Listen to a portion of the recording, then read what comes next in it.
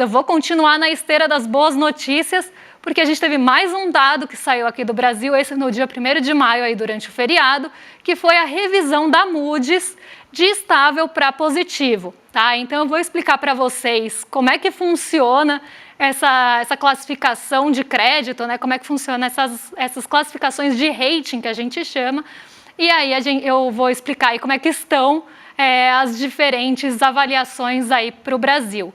Então, a gente tinha ali, né, uma perspectiva estável. Tá? O que é a perspectiva estável? Quando a gente teve a última revisão de rating da Moody's, a gente teve uma melhora na perspectiva da nota de crédito. E só para vocês entenderem, tá? As agências de rating, que são essas agências de classificação, elas vão olhar para o país, né, vão olhar ali para possibilidade, né, quando a gente olha principalmente possibilidade de inadimplência, que no caso de um país que tem aí uma nota soberana, então vamos pensar o risco do país, tá? E é a nota de crédito dada para esse risco do país por diversas agências. Então a gente tem a Moody's, a gente tem a Fitch, a gente tem uma série de agências que classificam os países de acordo com o seu risco de crédito e aí isso dá o risco do país, tá? E aí quanto mais distante ele está ali de ser um país especulativo e quanto mais próximo ele está de ser um país com um grau de investimento, ele vai melhorando a sua perspectiva ali, principalmente em relação aos fundamentos que são considerados para isso. E aí a gente teve, né, essa movimentação da Moody's saindo de estável. Então, quando a gente teve a última movimentação da Moody's, deixou o rating do Brasil na nota que está agora, mas com perspectiva estável. Então, não uma perspectiva positiva para aquela nota.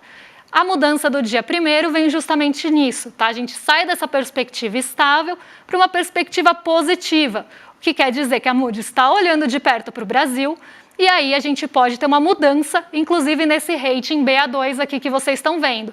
Então, a gente pode ter um aumento desse rating se a Moody's continuar acompanhando aí o Brasil e acreditar que a nossa classificação de risco mudou.